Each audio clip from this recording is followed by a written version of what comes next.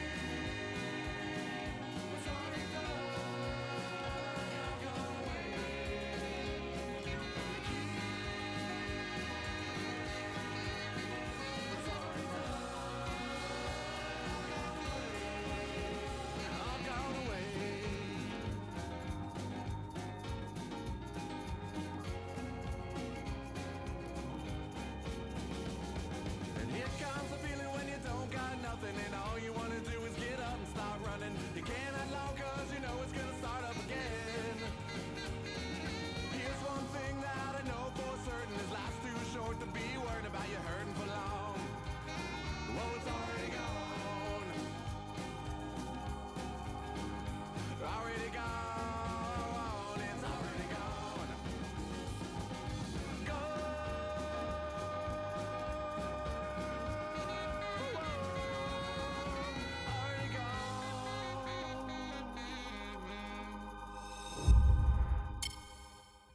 What is up, Jags fans? We are here. We are ready to talk Jags. What a game, man.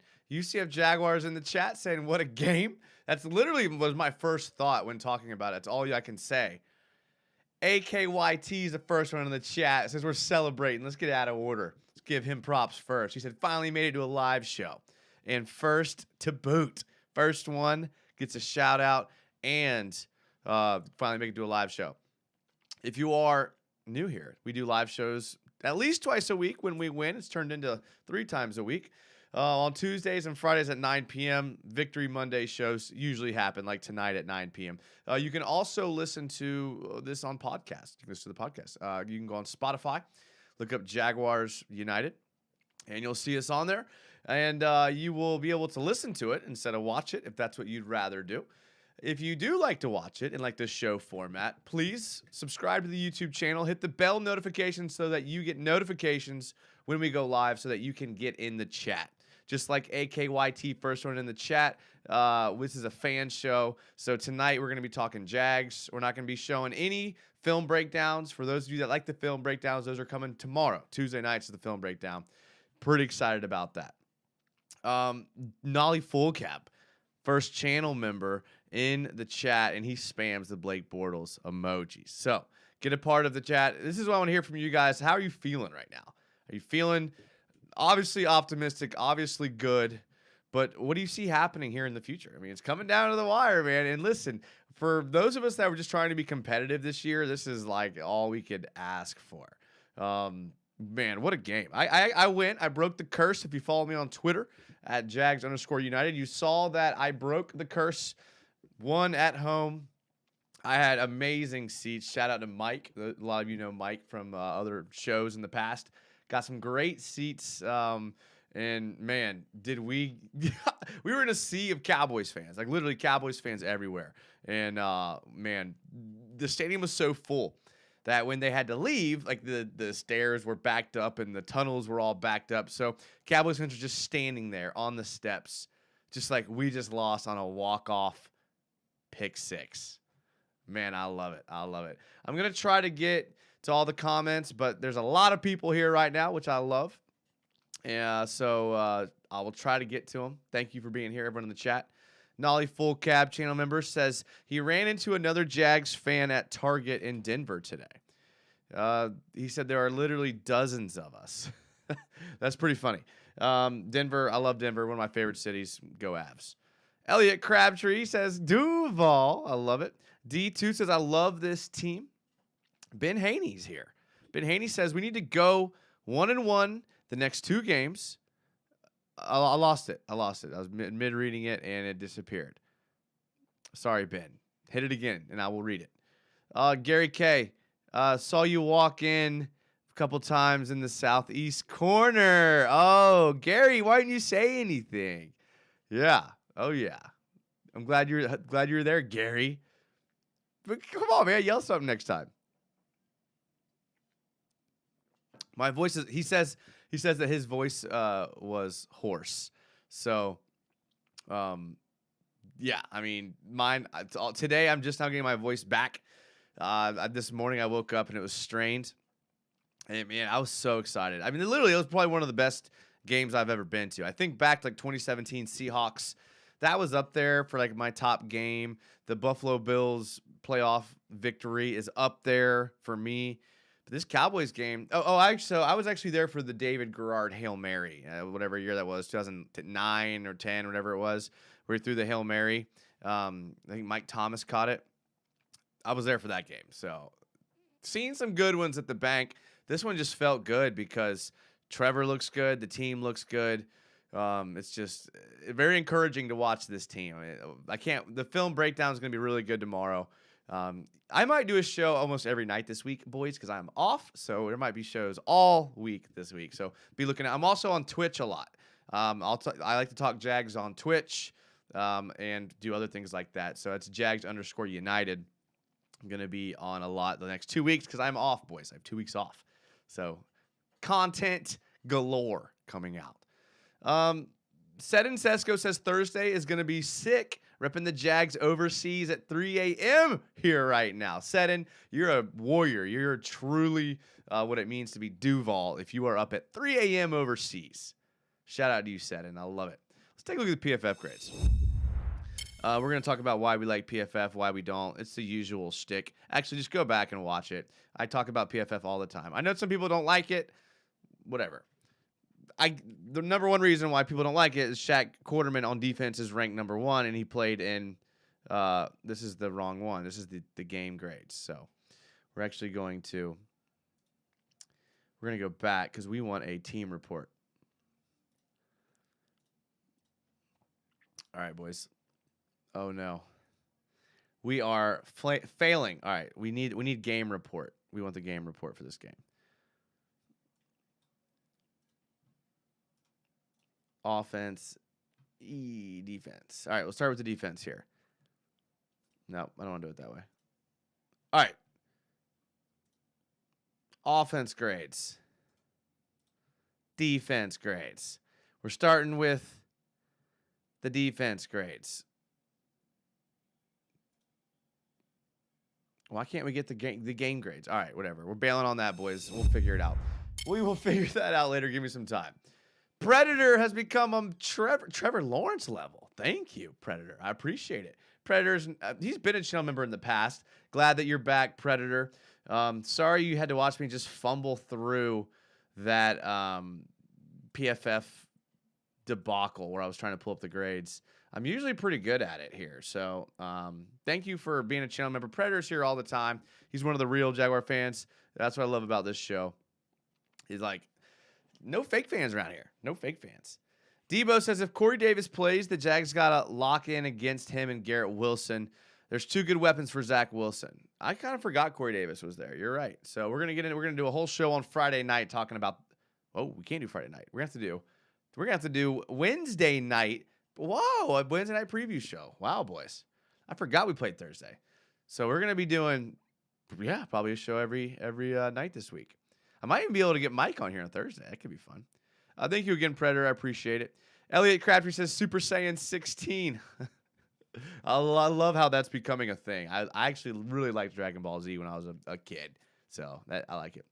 DJM says Jaguars United content 7 days out of the week. Sign me up, DJ. I appreciate it, man. That means a lot. Hope you guys know that the only reason why I can even make content is because I get to talk with Jags fans like you guys. So bring it on. Mally's dad says the Jags got that Minshew type of swag. Speaking of Minshew, my boy Minshew's getting a start this weekend, right? I had the Monday Night Football game pulled up, but my internet was being wacky. So we're going to try to pull it up again here, see if we can keep you all updated. Elliot Crabtree says, I'm a big future Trunks guy. Okay, so see, that's where I never got into it deep, down, later episodes. I legit was like, the furthest I got was, Cell, the Cell one, Cell, I think. Frieza, obviously I saw Frieza, I saw that one, obviously. Sorry, I'm having trouble remembering these. We need to go 1-1 in the next 2 games to guarantee Week 18 will be a win situation. Yeah, so we need to beat the Jets. I think that's the game we got to win, and I think we can. I think this team's built to play well right now. This team is hot right now. So normally I would say that we are not. Sorry, I'm trying to pull the game up. Normally, I would say that I don't want to play Thursday night, that, the more time the rest is better. But we are playing so good right now as a team that I kind of want to play in a couple of days. Like, we're hot. We're rolling. Obviously, the Cam Robinson injury's big. I don't think Walker Little played that decent last game. And now he's going to be thrusted into this role of having to be an every down player. So, I don't know. We'll see. I mean, Walker Little better step up. This is his one chance here. All right, I just now got the game up. Sorry. It's 10-3. Okay. Ben Haney says he thinks we'll go 3-0. America's team is Duval, says believe, excel, achieve. I've watched the whole Dragon Ball series. Me too, real DBZ fan. Listen, I've wanted to. And one of these days before I die, I'll sit down and just watch them all for sure. Because I loved that. I mean, when I was a kid, I freaking idolized Goku. So if you ever watched him, then you know. Goku is the main antagonist. All right, I'm trying one more time with these PFF grades. I don't know why I'm having so much trouble pulling them up for the Cowboys game. Game reports. Week 15 report. Why was this so hard earlier?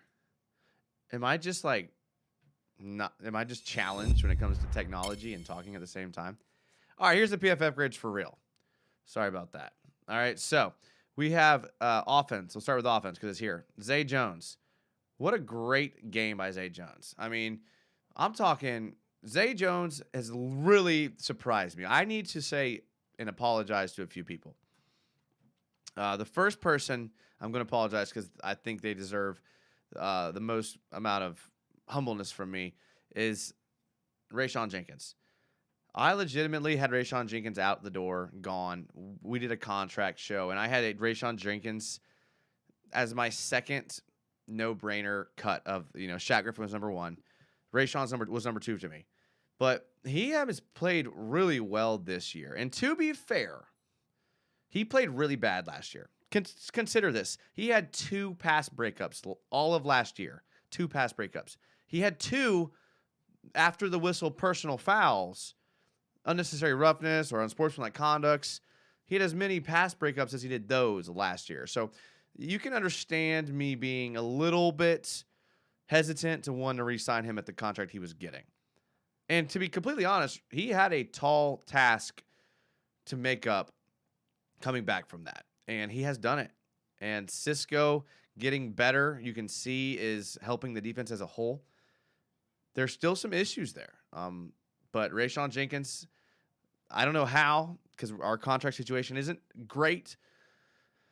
I mean, there's no way you can keep Jenkins and Taylor, right? I mean, Taylor's got to be the odd man out now. But, yeah, I mean, shout out to Rayshawn Jenkins, 2 interceptions. I mean, we'll get to him. But Zay Jones, number 2. He's the guy that I probably underestimated second most next to Rayshawn Jenkins. And then Evan Ingram, who I've been big on him the last couple of weeks, but at the beginning of the year, again, he was another cap casualty. Now I'm thinking to myself, how do you not keep these guys around? In fact, I'm thinking to myself, how do you not keep Marvin Jones around? He had a huge touchdown in the game. And he seems to be scoring touchdowns like every game too. So is it Trevor? Is it these guys are good? I mean, you got Calvin Ridley coming in. So, I mean, it's just a lot to think about there. T-Law will outplay Zach Wilson without a doubt. Well, yeah, there's no doubt about that. Can we appreciate the importance that Swagnew brings to this offense? Threatens the defense sideline to sideline every time he is on the field. Yeah, Agnew is a guy that we'll get to here in a second.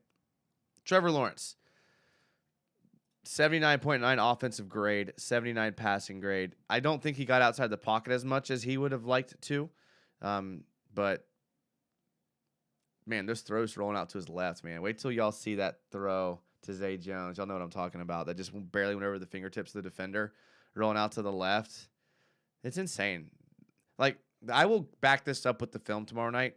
Trevor Lawrence is fearless. He is fearless.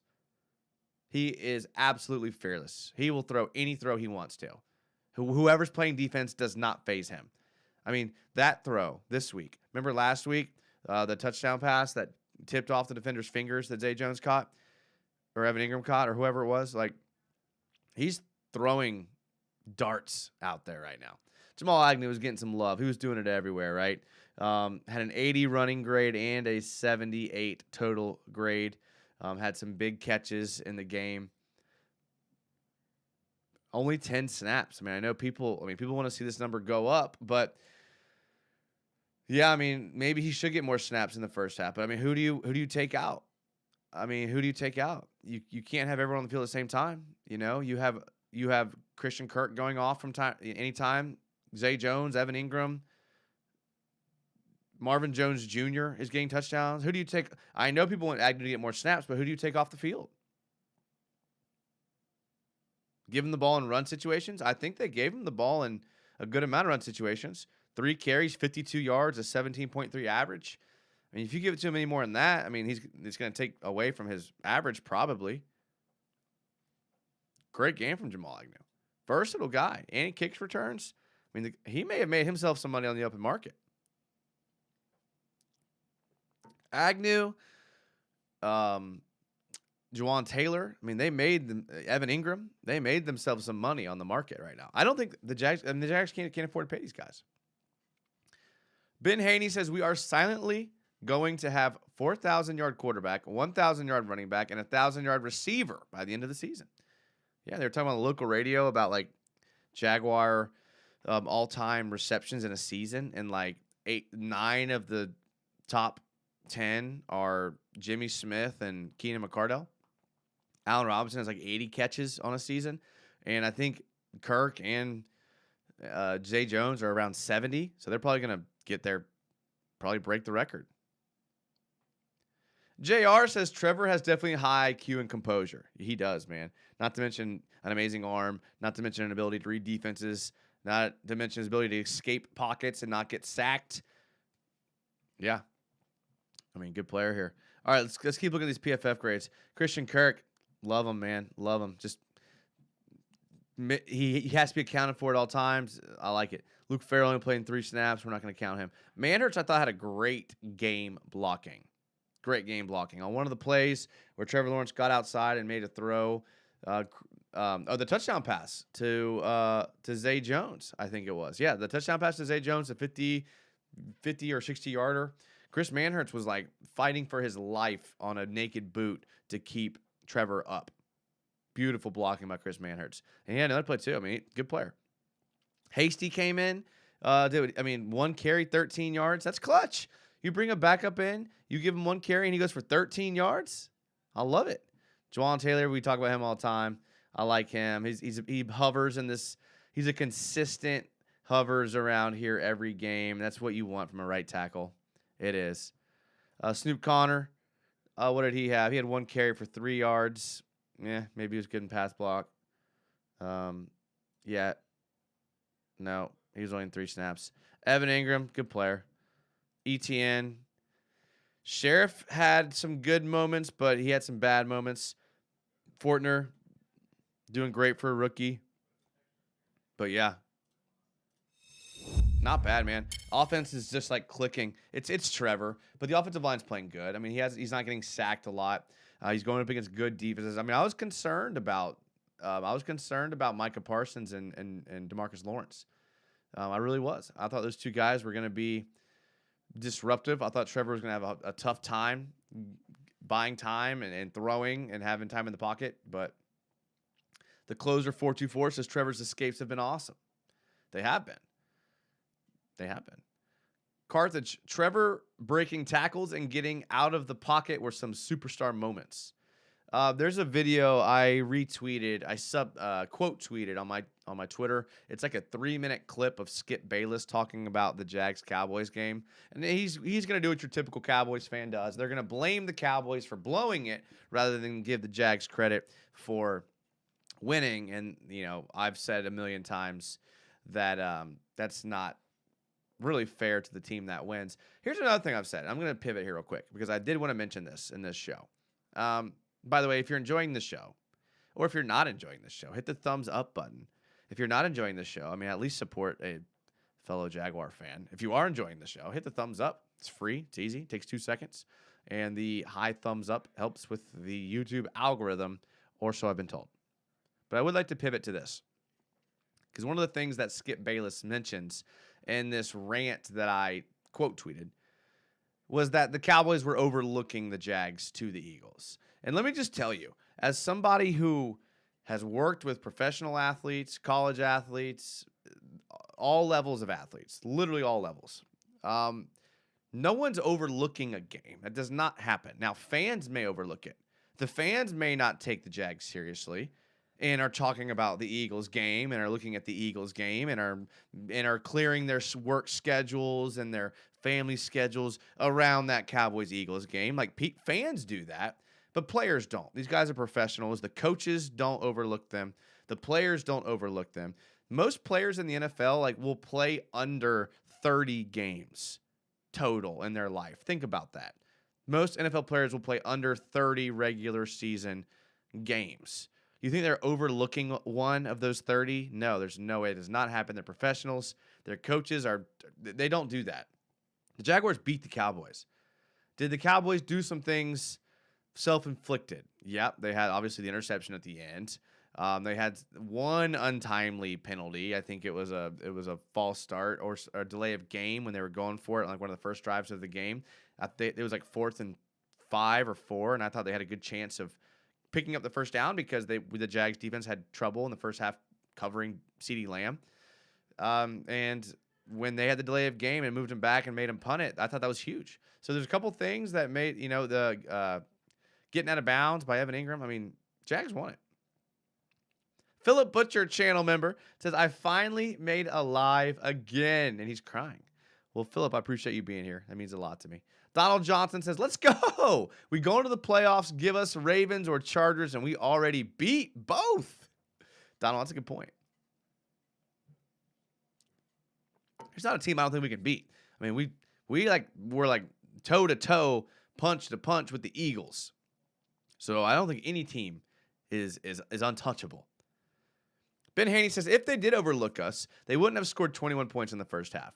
The overlook thing is one of the most overrated things that fans talk about. And it just doesn't happen. These guys are not overlooking. I didn't even know until I listened to the broadcast because I was at the game. But I heard Greg Olson on the broadcast when I rewatched it say that Aluakon and Ezekiel Elliott were high school teammates. Oh, yeah, let me just overlook my high school teammate who I've known my whole life. Come on. Two superstars at their position. They're not overlooking each other. You think they're overlooking Josh Allen, the guy who was drafted as one of the best edge rushers? You think they're overlooking Trevor Lawrence, who's emerging as a quarterback? You think they're overlooking Christian Kirk, who got paid an astonishing amount of money for what a lot of people thought he was worth at the time? I mean, no. Philip Butcher says, been traveling so much for work, but I love my Jags family and my boy Jason. Philip, bro, the love is reciprocated, and I'm glad that you can even pop in for a moment. And I hope that work is exploding. If it's commission-based, I hope you're freaking killing it at that. If it's salary-based, I hope you're freaking developing some people under you so that you don't have to work as much. I'm praying and hoping for you there, Philip. Glad you're here. Alana's dad says, could Walker Little end up being an upgrade over Cam? the thing is like Cam like hasn't been like killing us outside of that one play. Outside of that one play where Trevor Lawrence was injured and sprained his toe joint or whatever he did. Outside of that one play, I think Cam Robinson's been actually decent. He hasn't. I mean, look at these. Look at these teams we've been playing. Every team we've been playing seems to be having left tackle issues. We talked about on the preview show for the Cowboys that we thought, as bad as our pass rush was, I thought that maybe because they are so injured on the offensive line that the Jags might be able. A guy like Smoot, who's a good player. Smoot. If you put Smoot up against a backup tackle or a backup guard, he's going to get his. So that's why you saw a guy like Smoot end up with. He had a lot of pressures. What was his? I have the stats here. 4 tackles. He had a lot of pressures. 2 solo tackles. That's how you ended up with 1.5 sacks for Arden Key, a sack for Josh Allen, a half a sack for Fatu Kasi. So, I figured that would be an issue.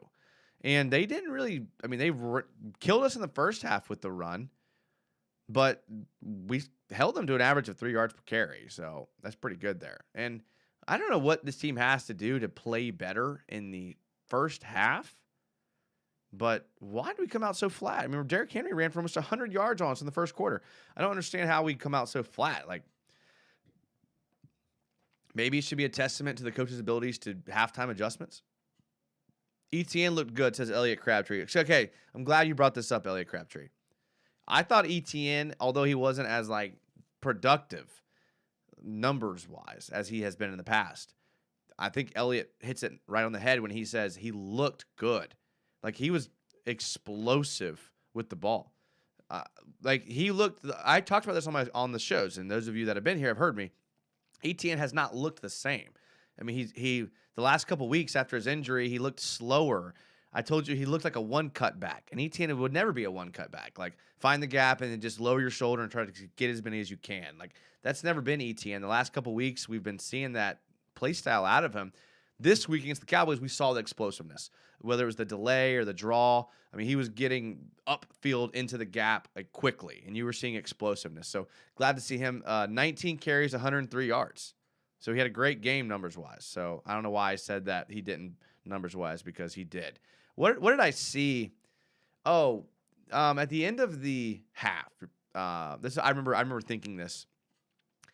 It was like we decided we were kind of going for a field goal potentially, but we weren't really getting the yards. We were out of time. So Cowboys played a prevent, and ETN got a draw play that he ran for 30 yards. So that's why I remember thinking that, being okay, that's going to really overinflate his stats.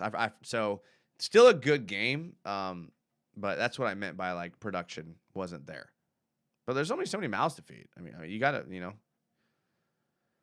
Legend says, quietest 100-yard game I've seen from ETN. Yeah, and that, again, it goes back to that play. He got 30 on that play before the half, as time was expiring. Jamal Robinson can't wait to play us. James Robinson? Yeah, I don't think he can wait either, because I think he's not playing. User, Jags finally have a legit free agent pitch in Trevor and Doug's system. Hope we can get some team-friendly deals. No more Jags tags. Good point, user. Very good point. Haven't talked about the Jags tax in a while. We don't really have that much money to use is the thing.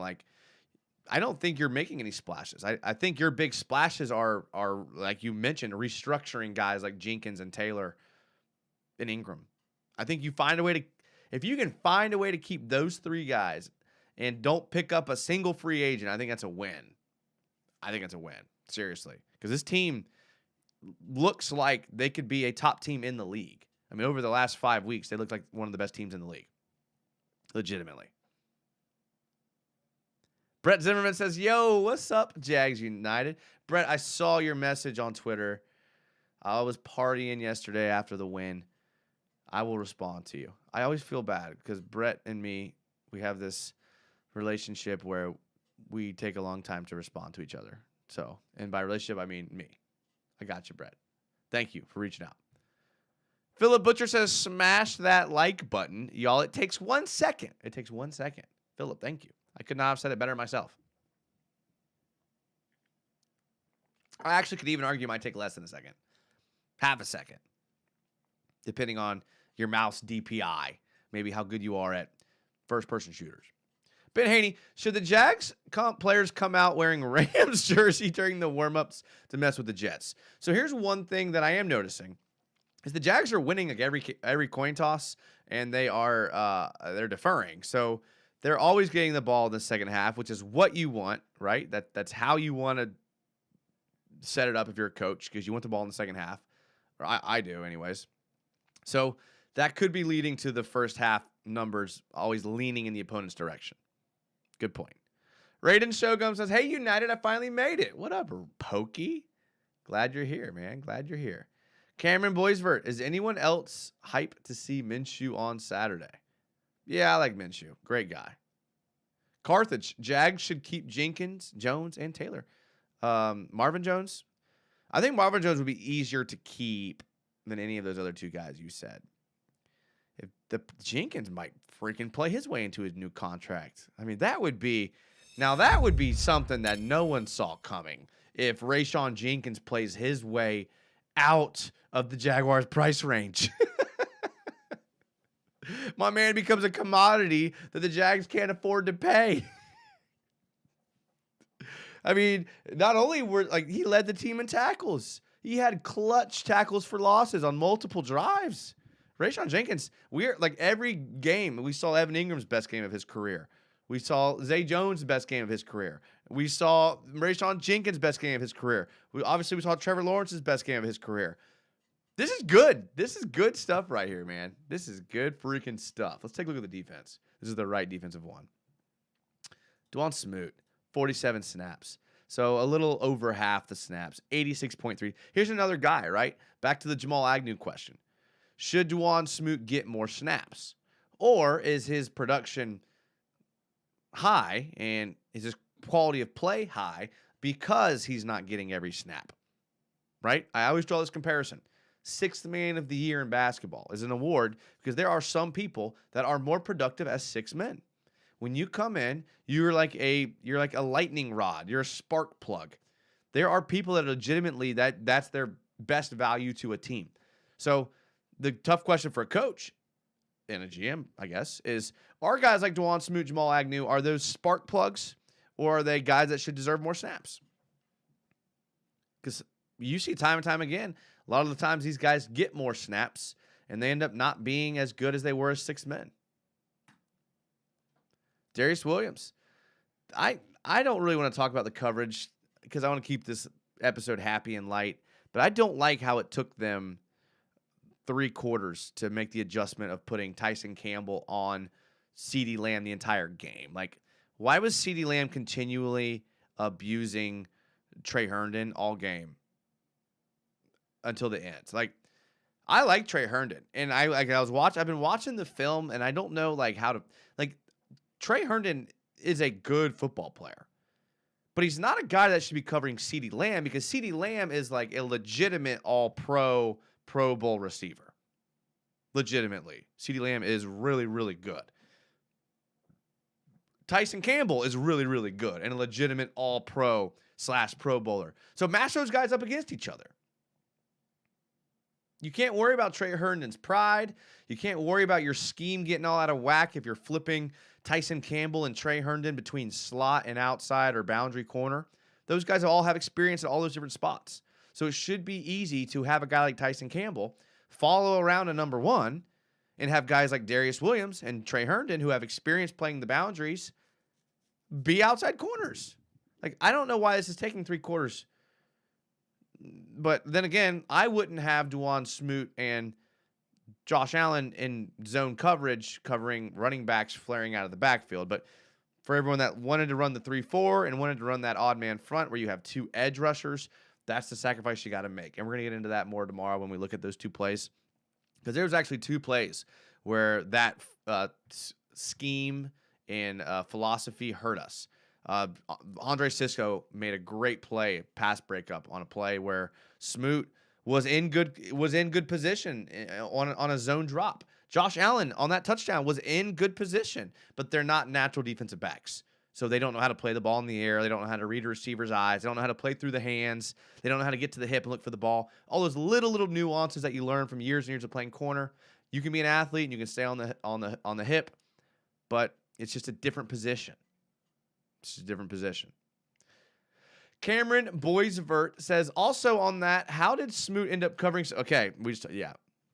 So listen, that's the odd man front. Listen, if you want to have Fatu Kasi, Roy Robertson Harris, Trayvon Walker, you want to have Josh Allen, you want to have all of them on the field at the same time, then if a running back flares out and a linebacker is responsible for a slot receiver or middle of the field, that's what you have to trade off.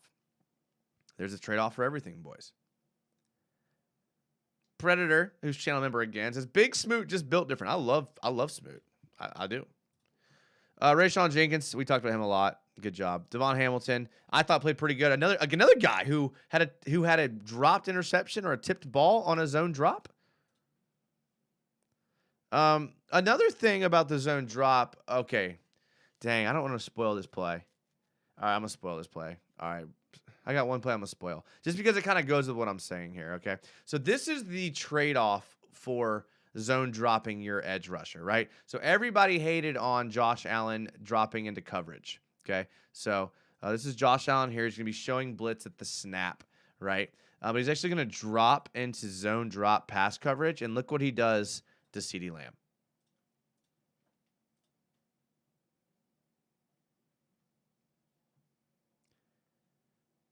So that's one of the benefits.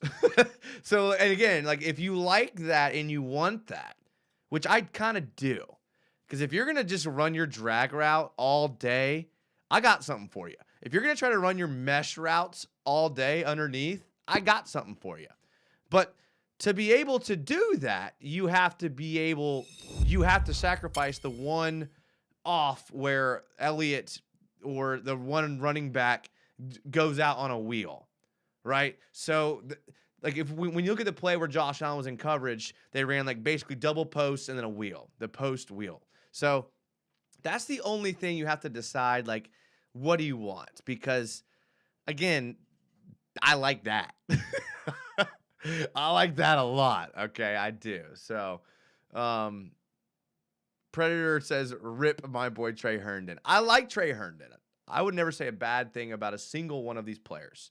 Now, can I still speak nicely of them and say that I think they could contribute elsewhere better, or we could have someone else contribute better for us? Yes. You can differentiate. Jags Pack podcast. What's up, Jag? I haven't listened to Jags Pack. I need to listen to that. I did listen to a little bit of Martineau and Friends. We'll get to that later. Jags Pack podcast says, I think it's time that we have you on the show. Oh, I'd love to. I love going on people's shows.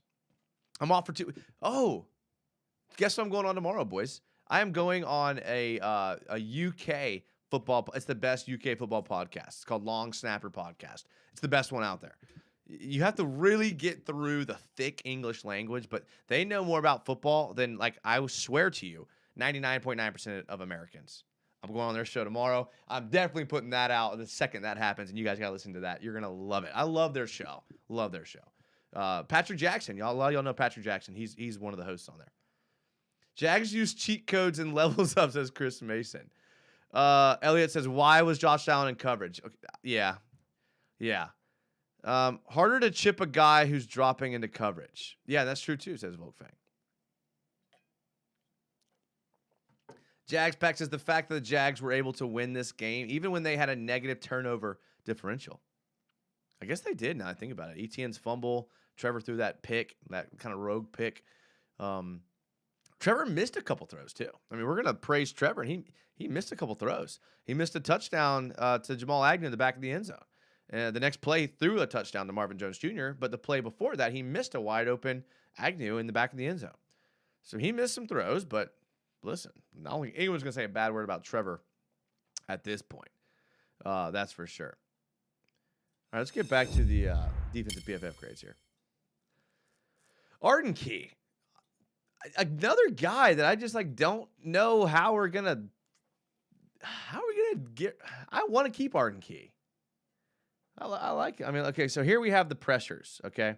So let's look at the pressures here. Roy Robertson Harris, an unsung hero, another guy on my apology list. Look at all these Urban Meyer guys. Rayshawn, like legit Urban Meyer guys. Roy Robertson Harris, Cisco, Tyson Campbell, not Arden Key, Devon Hamilton. These are all Urban guys. If we don't talk about Urban Meyer once a show, is it really a Jags United show? I don't know. But look, I mean, these are all Urban guys right here. I mean, these are 1, 2, 3, 4, 5 of your top 10. Smoot playing his way through all. I mean, liked Arden Key. Definitely 1.5 sacks. Tyson Campbell. He's probably one of the best players on the team. Josh Allen had a sack that helped his grade.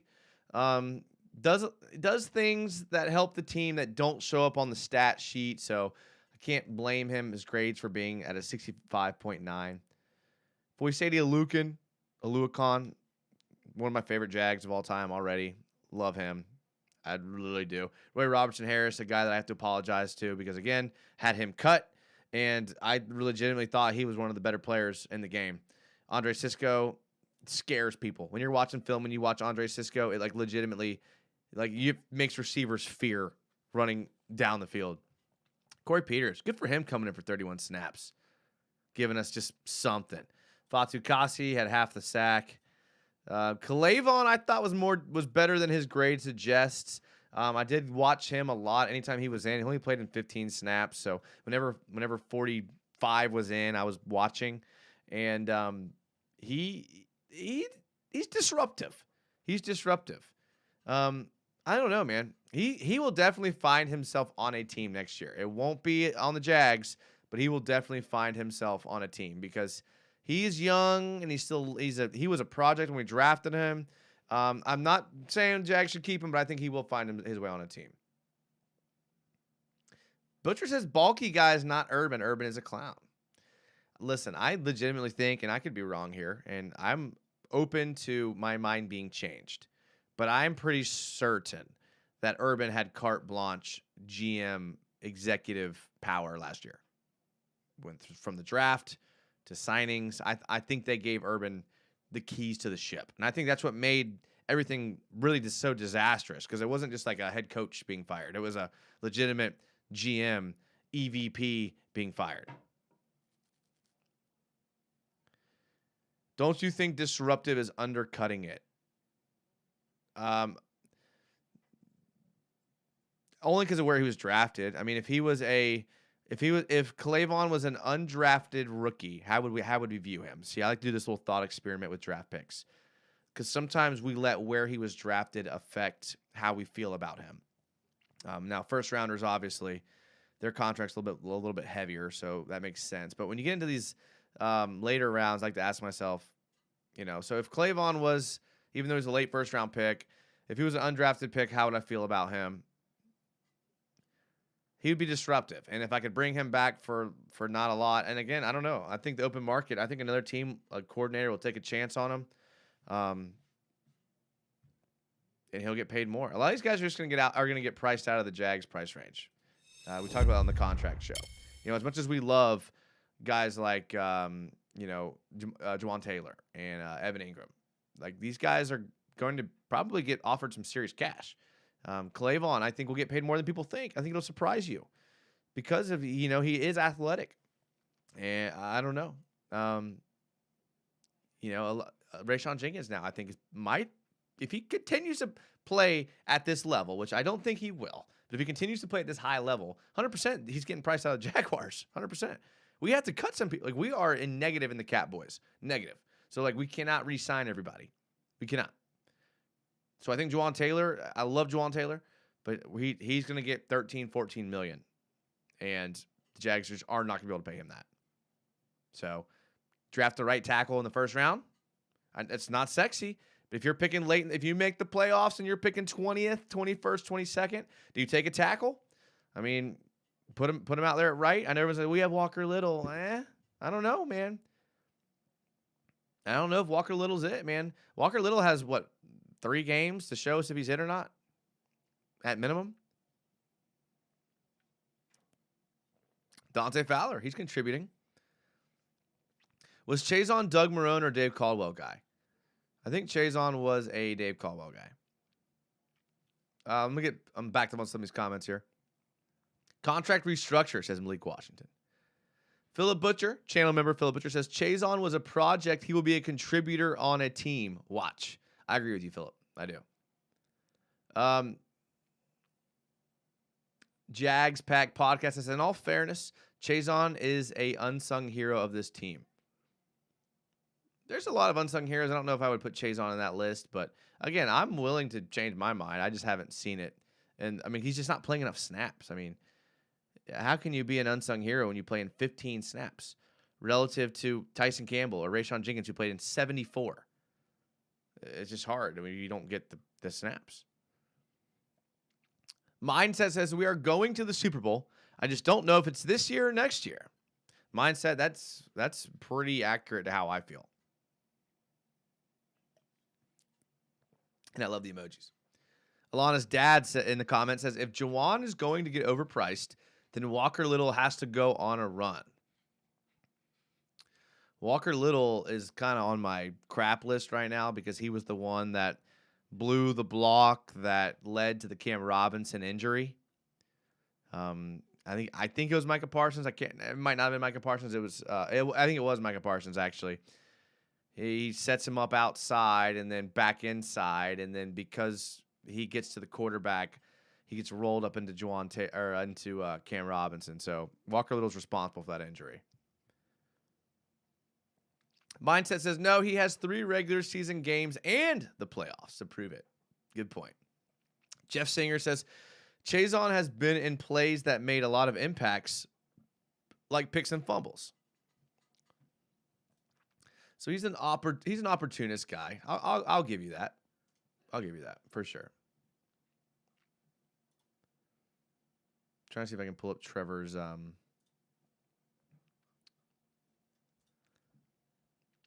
pressure and depth here. Oh, nice. We'll get to this in a second. We have one more like on this video since last time I mentioned it. Philip, some people just like to watch the world burn. But, Philip, I'm glad that you are pushing it, and I appreciate it, man. I appreciate you. Jags Pack says, I am having a big feeling that we could make a legitimate run to the Super Bowl if we play the right way these final weeks of the season. If you're a Jags fan and you don't feel that way, something is wrong with you because we have been playing out of our minds, and we have been beating everybody and doing it in ways like again, blowing the first half or the first quarter and then coming back and just dominating teams for 3 quarters and 4 quarters and things like that. So, yeah. Murtaza Zaidi says, I'm glad we're talking playoffs instead of drafting. This will become the norm from now on. Murtaza, I think as long as we have Trevor, I'm with it.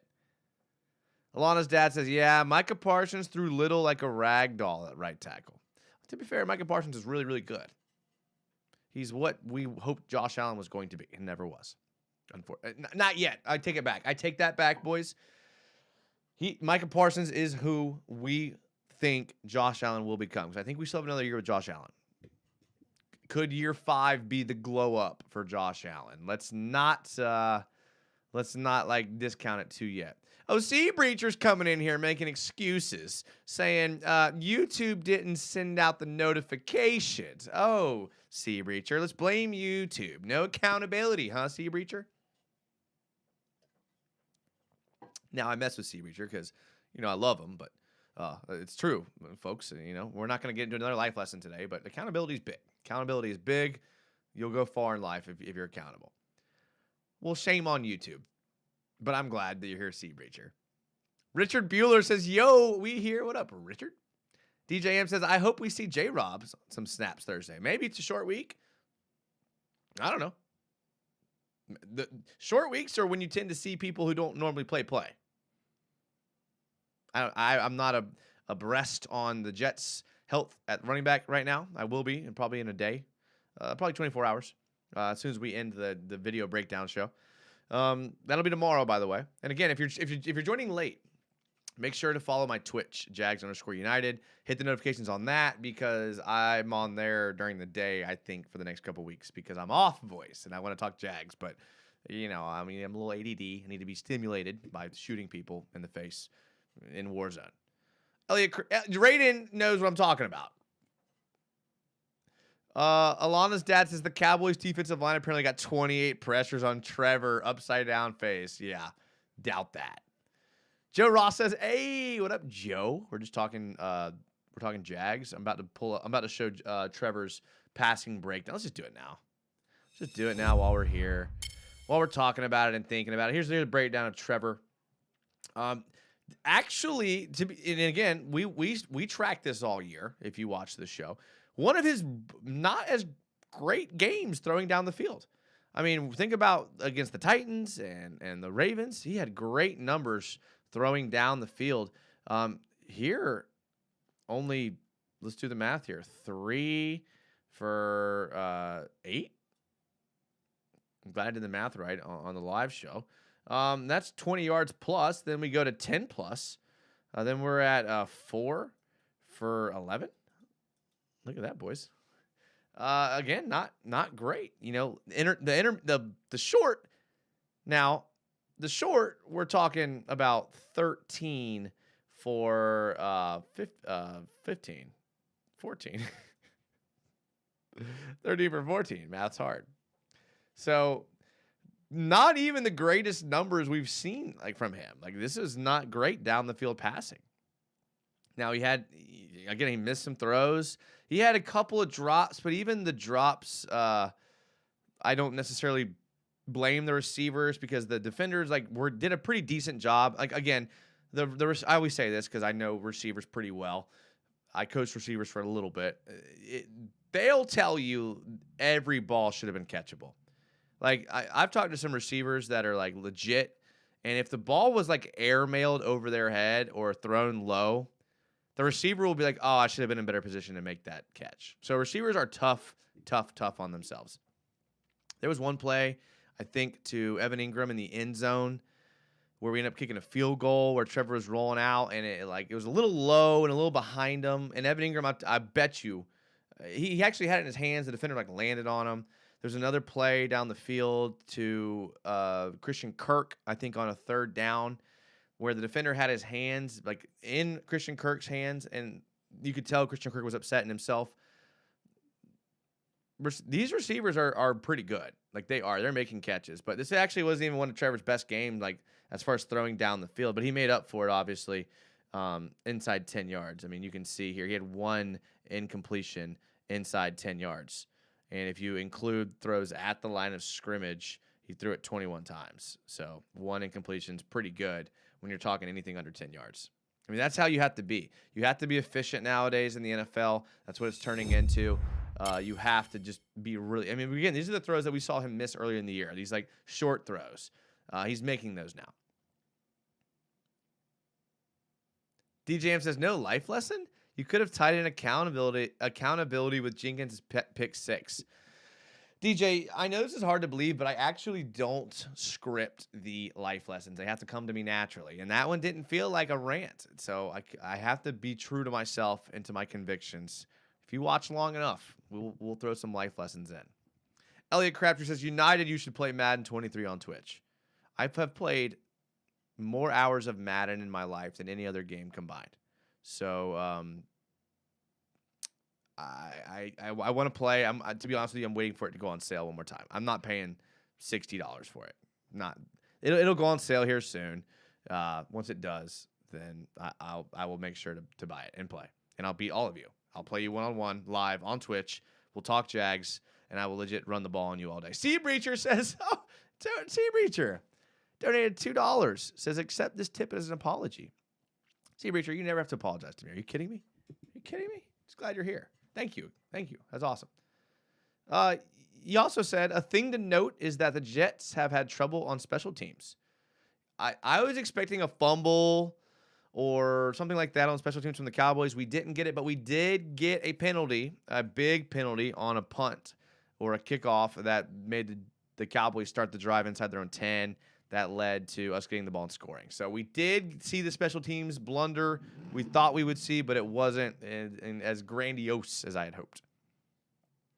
100 miles per hour says, yeah, the Jets have allowed 4 punt. Oh, my God, I didn't even know that. 4 punt return touchdowns? Jeez. That is poor coaching. Wow. Jags Pack Podcast says, Doug Peterson is the coach for the long haul. I'm so proud of this team. So are you a podcast of a Jags fan and a Packers fan? Because that would be pretty cool. Pretty cool. Justin Tillman says, I love Marvin Jones, but honestly, I think this is his last year in Jacksonville. How about you? Man, Marvin Jones is another guy that, now hear me out, could potentially play himself out of Jacksonville. If he continues to have a touchdown each game like he is now, then he could potentially be signed by a team for like a decent amount of money, even in his age. Not that old. He's like 32.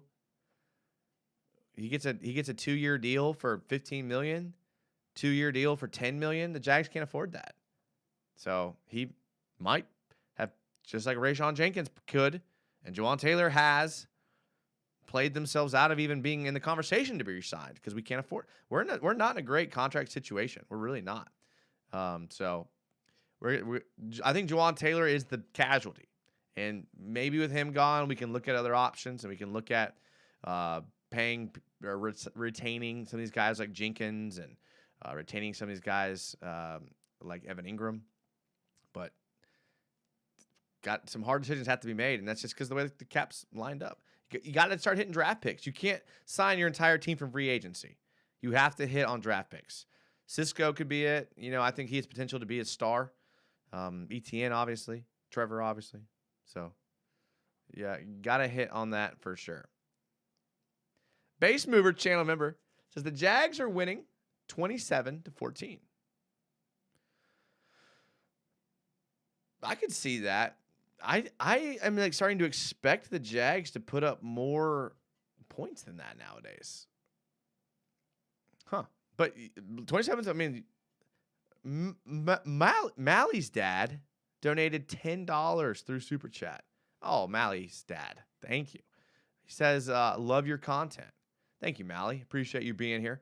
It means a lot to me that you guys would hang out and talk Jags. Again, started this channel because I wanted to talk Jags with people. And you can't talk Jags with random people in your life because they don't know anything, and they know that you're a big Jags fan, and they try to talk to you about the Jags, and it's really frustrating because they don't know anything. So good that we can come around. Thank you for the $10, man. That means a lot to me. Thank you. Glad you love it. And look, these 2 weeks, boys. Justin Tillman just subscribed. Justin, thank you, man. You guys are killing it tonight. I love it. Jags Pack Podcast says the name stems from the fact that I'm a Jags fan and my co-host is a Packers fan. I could have. That's what I had guessed. That's what I guessed. I think that one wasn't hard to guess there, Jags Pack. That's good. I'll check it out. I love listening to. I love consuming content. Does that sound right? Consuming content. 100 miles per hour says Zach Wilson can't throw in the wind. Oh, he can't. How is he going to throw in pouring rain and wind? I like our odds. Oh, it's going to be bad weather. I did see something. Now that you mentioned that, I did see something about that. That does not bode well for us because we don't run the ball that well right now. I know ETN had over 100 yards, but listen, I told you we had a run before halftime. Let me see if I can pull it up for you guys. There's a run before halftime that maybe it wasn't as big as I thought. But I feel like it kind of inflated it. And I like ETN. And he probably could. I mean, the game plan wasn't to run because when you have Trevor, the game plan shouldn't be to run. But I just remember seeing that play, and I was like, oh, that kind of was a big play here. All right, so this was the end of the half. This was the 15 yards. That was only 15 yards. I'm out here giving him way more credit than he deserves. Okay, so this is the last play of the half.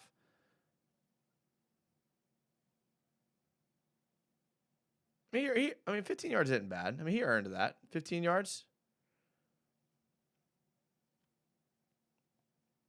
If the Jags would save some timeouts, they could have put Riley Patterson out there, maybe. I don't know. So maybe he played better than I thought. Sorry, guys. That's my bad.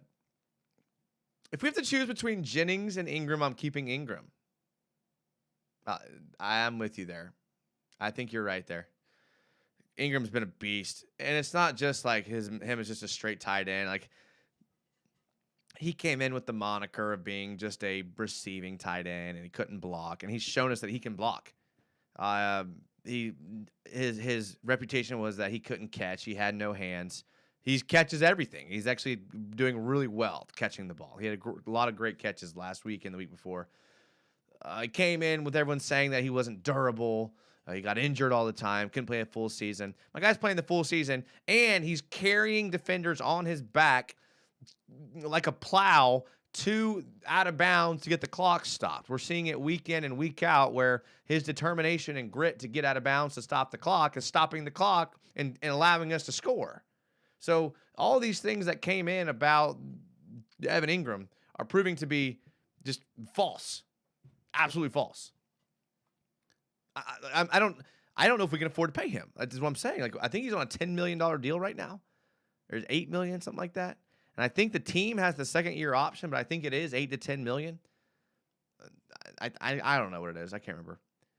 UCF Jaguar back in the chat. What up, UCF Jaguar? UCF Jaguar. You gotta let me know when you're doing your show. Can't wait to watch it. I get the notifications though, so I'll see it. This game was awesome. It was awesome. My voice was hoarse. Didn't get home till late last night.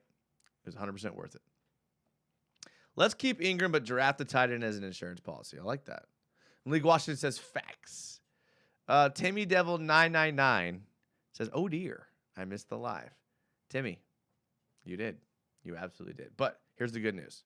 A lot of good news here for you, Timmy, because you're one of my favorites. Okay. Doing live shows pretty much every night this week because Jags play on Thursday. And I'm off for 2 weeks, so I'll be on Twitch during the day, most of the days. So glad you're here. Go watch it again. The VOD. Alana's dad says, "Why haven't we used Travis in the passing game? Him and Trevor were magic in the pass game at Clemson. We should use him like Christian McCaffrey." The ball security for ETN may be creeping into the minds of the coaches. I don't know. I mean, maybe not. Maybe coaches don't care as much. I mean, the fumble was kind of fluky. It kind of bounced off his own player who got pushed into the back. I don't know. The handoff was weird. I don't know. Maybe there's not enough mouths to feed. Again, I said that earlier. I mean, between Kirk and Jones and Ingram, like it's hard to get everyone touches. So maybe it's one of those situations. DJM says, "Man, I hope the Texans beat the Titans. They probably will. The Texans have been playing decent. I think they're throwing games, and the Titans, they're playing terrible." Shad Khans need to write them a signing bonus check. Malik, now we're talking. The signing bonus still gets hit against the cap, though, is the problem. Elliot Crabtree says, "T-Law will have a better game in the next one. That seems to be how the pattern is going." I have been the biggest Trevor Lawrence fan since the day we drafted him. You can even go back. The great thing about YouTube is you can go back and you can look at all the videos that I've posted. And I did a film breakdown of Trevor Lawrence when he was drafted, like before he even played a single snap for the Jags. And go back and watch that and tell me how many things I was right about. I'm not one to gloat or brag on myself because you all could have probably said the same things about Trevor Lawrence. But the video exists of me saying it so I can take credit. I'm just being real with y'all. Chef Boy says, "Part-time Jags fans, stand up." I'm full-time and part-time. I'm overtime, just like the Jags won. So doesn't matter if you're part-time, full-time, or overtime. Philip Butcher with $10, another 10, says, "I need more Trevor versus Wilson talk. All that BS during the draft." Well, Philip, thank you for being a channel member. Thank you for being a great commenter, and thank you for the $10. I don't think anyone's talking about it because there's nothing to talk about. Again, Skip Bayless and on Undisputed literally said that Trevor Lawrence is not arriving. He has arrived. He is here. He's one of the best quarterbacks in the league. He said that. We've known that. There's no comparison. Zach Wilson can't even get the support of his own teammates, not to mention the fan base, not to mention the media. Trevor Lawrence has all three. He's been a captain since day one. He said all the right things.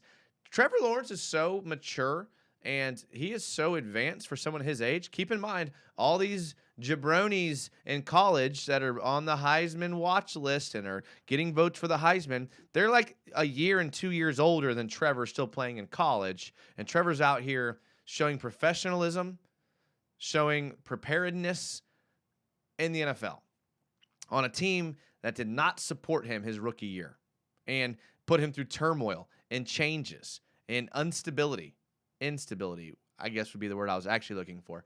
And he's playing the way he has. And people notice that. Base Mover says, we predicted Trevor to be our quarterback. I mean, we celebrated hard when the Jets won. And we got the pick. Jags Pack says the Jags are playoff bound because of the Titans collapsing.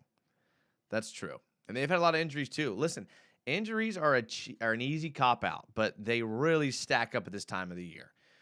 Like, you think about who your starters need to be all offseason, during the season. And you consider depth, and you know depth's important in the back of your mind. You know depth's important, but now is when rubber meets the road, and like now in the season where we're at currently is when depth is important, okay? You look at all of these teams. Every team that we've played has had injuries decimate a certain position group. Now it comes into your backups. Tyler Shatley has come in and played on a starter level as a backup. Walker Little, besides the couple plays here and there, can step in on the offensive line and give you fringe starter level play. And that's the difference between a team like the Jaguars and the Titans and the Cowboys, who have all of this talent and have all of this pedigree, but they have no depth at offensive line, and it's killing them. So give credit where credit's due. Team was built correctly. The verdict is still out, to be fair, on how Walker Little will adjust to that left tackle position. I have faith, though. I have faith. Malik Washington says, hit more curls in hand grip workouts. Are you talking to me? I actually don't ever work out arms. So I have this split, right? Just for those of you that are wondering, because we're an hour and 7 minutes in. So at this point, I can talk about my workout split. I basically do legs, chest, back, legs, shoulders, arms. That's my split. It's like a 6-day split, and just whatever day I'm on is whatever split I do. And I listen to my body. If I need a day off, I take a day off. If I need 2 days off, I take 2 days off. But I stick to that split. And I change up what I do and how I work those muscle groups. But I hit them all, and I stick to that split no matter what. So inevitably, arms being the last workout in the split tends to be the one that I kind of drop the most. But when you're doing chest and you're doing back and you're doing shoulders, you're really working a lot of those upper body arm muscles. So that's all I'll talk about for that. But Malik Washington says, I was talking about Travis Etienne. Oh, well then, never mind then. Just forget I said anything. Base Mover says, I still have my Minshew jersey. Hey, I have a Minshew. Elliot Crabtree also says that he has a Minshew jersey. Listen, I love Minshew. I root for that man as hard as I do anybody. 100 miles per hour says, my uncle is a Super Jets fan. He was so pissed when they won that game. I like how they fired Greg Williams for throwing the Raiders game on the last play of the game. They fired him. Was it the Raiders game, I think? They fired the defense coordinator because he ran a cover 0 blitz on the last play of the game so that the Jets would lose. He got fired doing what every Jets fan wanted him to do. That's still a very weird moment that I don't think I'll ever forget. Like, that's hard. That's weird to me. That is weird to me. His arms are small for an NFL running back. Malik Washington, you bring up a good point. Me and my buddy Mike, who you guys see from time to time on here, we talk about every time that Etienne gets hit, it looks like he's getting just absolutely crushed, absolutely destroyed, like getting like flipped 3 times in the air, landing on his head every time he gets hit. But yeah, you're right. All right, so I think since we've devolved into the muscle structure and physique of Travis Etienne, that's probably a good point to end the show. I appreciate you guys being here. DJ M said, read my previous comment. Okay, DJ, I will. Give me a second. He says the only quarterback matchup I'm looking forward to seeing this season is Trevor versus Gardner Minshew in the Super Bowl. Beautiful. Beautiful, beautiful. Like, listen, you can't write any better than that. That would be amazing. I would root for that more than I root for a lot of things in life. Good comment, DJM. Thank you guys for being here. I had a lot of fun tonight. This is just the beginning of the week, okay?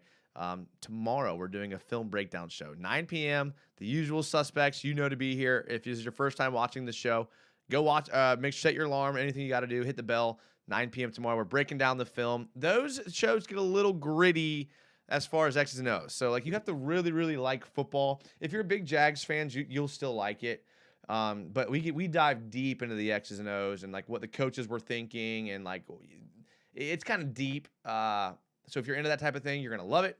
If you're a Jags fan, you'll still like it. If you don't like the Jags or football, you'll probably hate it. So I'll just tell you straight up front. Thank you for everybody that's here. The channel members. Cardiac Cats, who just barely made it in here, says, dang, I just got back from work and saw this. Thanks for the show, though. I'll watch it later. Cardiac, thank you for being here and being a channel member. I appreciate it.